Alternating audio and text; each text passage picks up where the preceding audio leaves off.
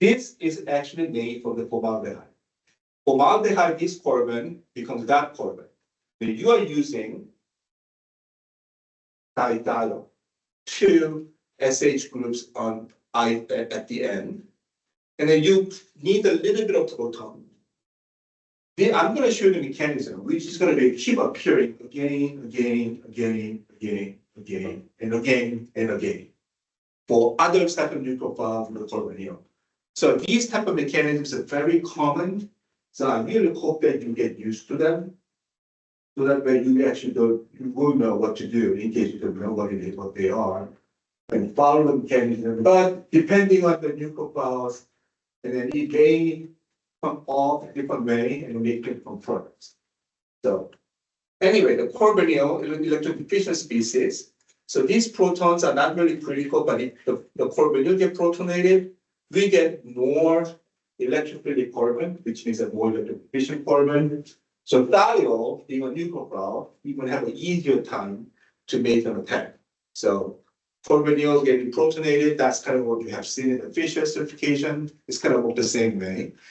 Thiol is already a good nucleophile even without the protonation, but you don't need to go past anything.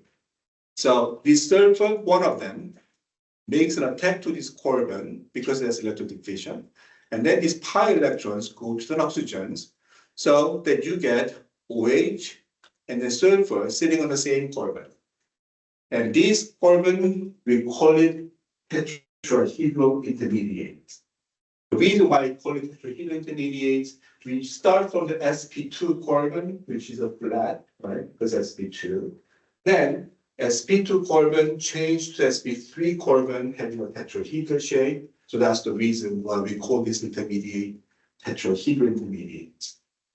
But that one has a OH and then the thiol together. Protons are still on sulfur, makes the sulfur positively charged. The proton can be easily given and get by other part of the molecule, or we call it proton transfer. This can go out and come back, or this is fly here to there. Happens either way. That proton transfer makes the sulfur neutral. Now the oxygen being positively charged, and that just looks like a water sitting on it, right? So that could be a living group. So what could happen? Your water takes off, that becomes a carbon cation, this captures, or this attack, and water goes out. There's a different way we can imagine it happen. But eventually, water goes away, and then second thiol makes an attack there. And then we have a cyclic structure made it. With the sulfur, what does sulfur be positively charged? And again, the protons are very easy to be given away to the solvent. Solvent comes and takes these protons away, then you get dithiane. So if you think about that, dithiane, this carbon of dithiane, is actually made from the formaldehyde. So you are actually alkylating these formaldehyde one by one by putting a base, take the hydrogens out, make an SN2 reactions. But you cannot do that with this formaldehyde directly because it will not work that way. Because it says sp2 carbon, the protons are not, you will not be able to take it out by the strong base. That's why converting to dithiane, now you can take out this proton, do all the substitutions, but you can release it out to make a carbonyl. So this is kind of a very interesting way. And speaking of the mechanism, there is a primary resource possible. This water, this sulfur can assist that water going out too. Sulfur is lone pair. So sulfur lone pairs comes in, make a carbon sulfur double bonds, and then the water goes out.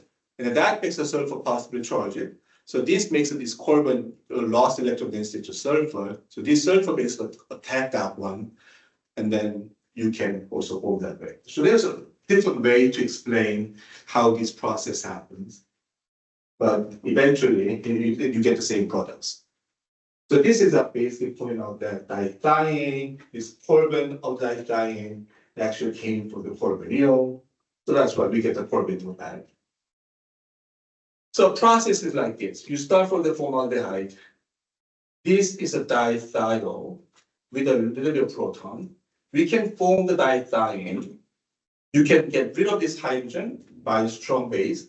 And then that will make an alkylation reaction with any alkyl halide you use, replace the hydrogen with an alkyl chain.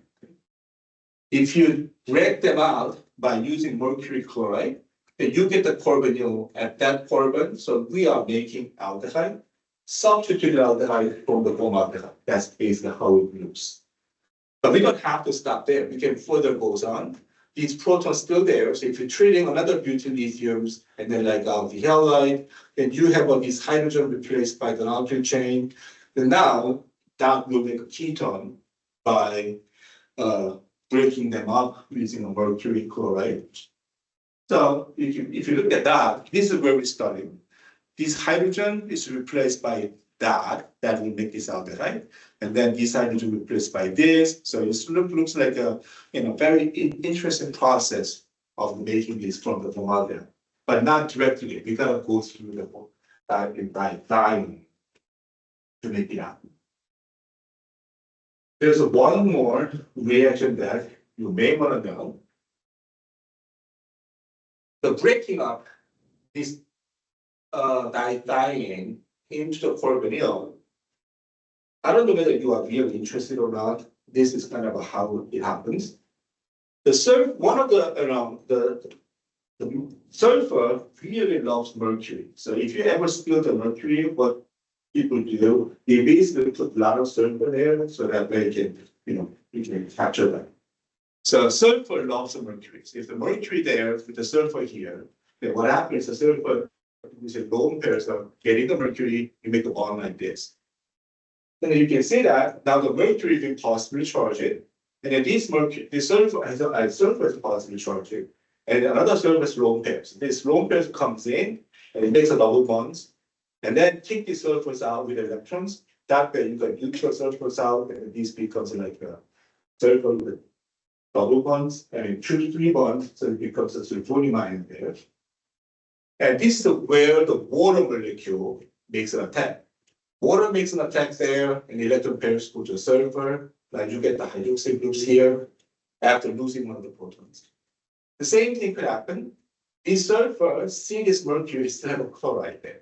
So this sulfur attack the mercury and kick the chlorides out. Now you get the circular structure with the 2 sulfurs bond with the mercury. Make this sulfur positively charged. Oxygen has a lone pair, so then lone pairs comes in, make a double bonds, and then sulfur is kicked out. And these protons go over. That way, you get the carbonyl. So this is how things happening. It's kind of a backward of forming the dithiane, except that we're using the mercury to make the sulfur positively charged. In a way, the forward-backward reaction is a similarity. So I really want you to see the similarities. That way, you don't have to memorize everything separately. They actually share a very common thing here. And there is one other thing I want to share here. Yes, if you can hydrolyze dithiane with the mercury and water, you break it up and you just get the carbonyl back. But there's another way you can remove the sulfur. That actually is the hydrogenation. Hydrogen gas and then granite nickel. Then you get rid of the mercury and the sulfur and replaced by the hydrogen. So you can completely get rid of the sulfur and replace by the hydrogen is possible too. But when you have a dithiane, we typically do either of those two. We break them up and they get the carbonyl using this mercury chloride, or you just reduce them with a very nickel, then you get this H2. That's complete reductions.